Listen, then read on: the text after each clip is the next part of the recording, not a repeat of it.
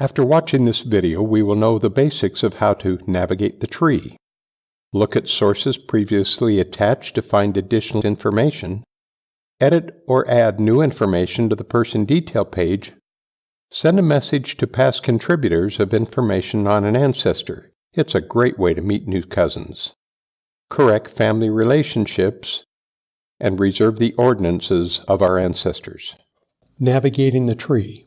At the top of the home page, clicking on Family Tree will take us to our tree. In the landscape view, the person in the center is called the focus person. Their descendants are shown on the left and the ancestors on the right. If we click on the Landscape button, we see this landscape view is one of 4 views in the tree. They're Landscape, Portrait, Fan Chart, and Descendancy. Additional information is accessed by clicking on these carrots to see additional spouses and the children.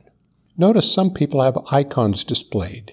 You can click on Options to see what these icons represent and are able to toggle them on or off. In the upper left-hand corner, you see the menu items labeled Tree, Person, Recent, and Find. Clicking on Tree or Person will take you to the last associated view of that person.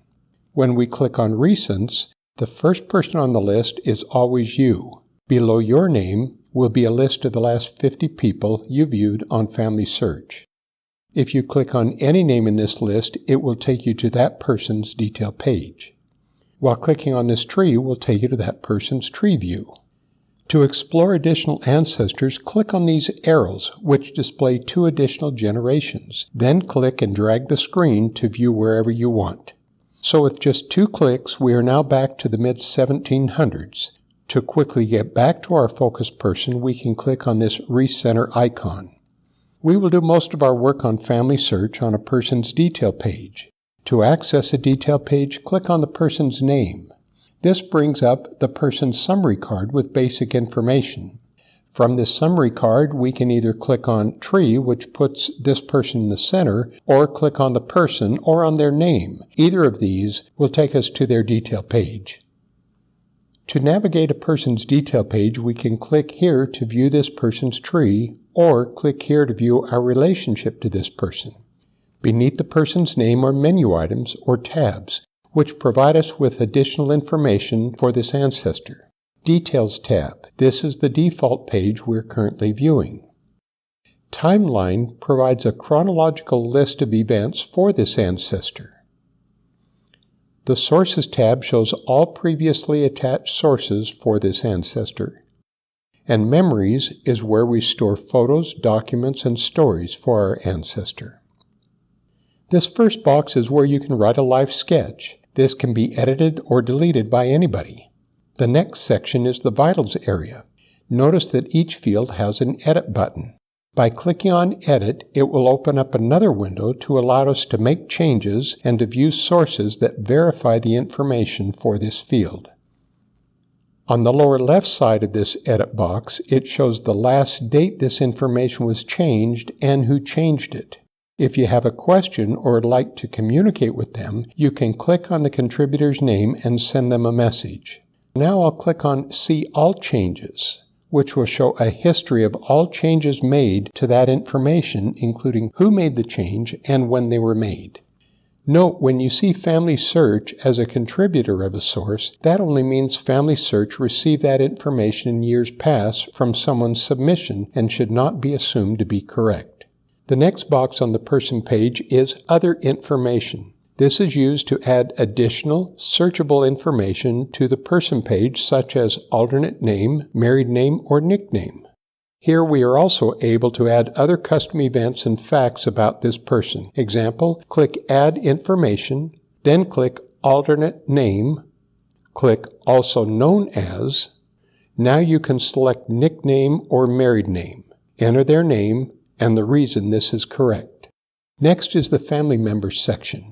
Notice the person highlighted is the person's page that we are viewing.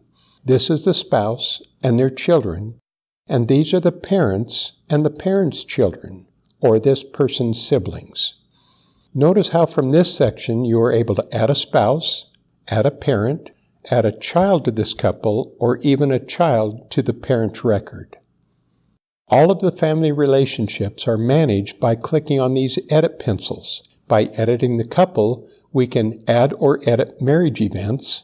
You can also delete incorrect or duplicate marriage events, or we can change the relationship by moving or replacing the spouse. By clicking on Edit for a Child, you can remove or replace a person from the relationship. You can also set the relationship type. If you click Add a Relationship, you can select adoptive, biological, foster, guardian, or step relationships. We are able to follow any or all relationship lines.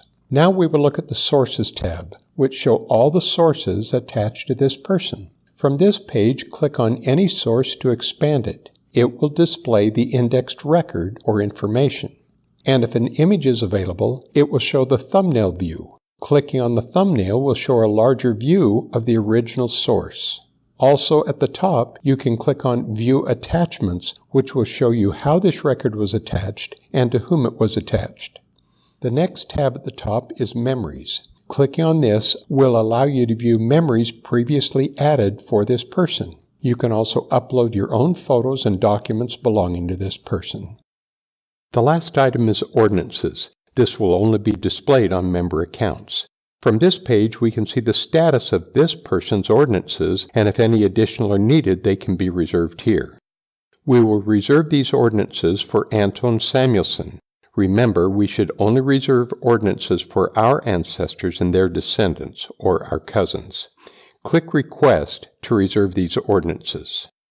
Clicking on Temple at the top of the page shows the status of all temple work we have reserved, including that of Anton Samuelson. Using these tabs, we can view ordinances by these categories. Currently, we are viewing All Reserved. If we click on Legend, we can see that each color represents a status. We can select any ancestor by clicking these boxes. Then we are given options to allow us to 1. Print family name cards to take to the temple. If a card has already been printed, we can reprint the card. Just be sure to destroy previously printed cards. 2. Share the reservation with the temple or another person. We can also unshare with the temple. And 3rd, unreserve the ordinances.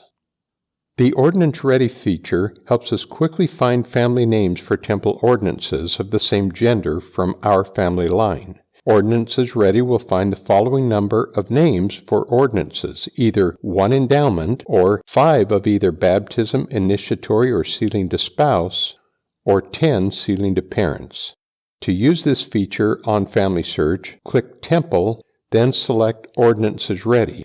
Click the ordinance we want to do. Click View Person or People. If we click on the name, we can learn more about this person by going to their detail page, and we can then click on View My Relationship to see how we are related. Then click Take to the Temple. We can either print an ordinance card or write down and take this 16-digit number, and a temple worker can print the cards for us. Similar options are available on the Family Tree mobile app by clicking on the temple icon. This Ordinances Ready feature looks at the family names that we have previously reserved, including names that we have shared with the temple, names related to us that have been shared with the temple by someone else, unreserved names from our tree that are ready, or names shared with the temple for people who are not related to us.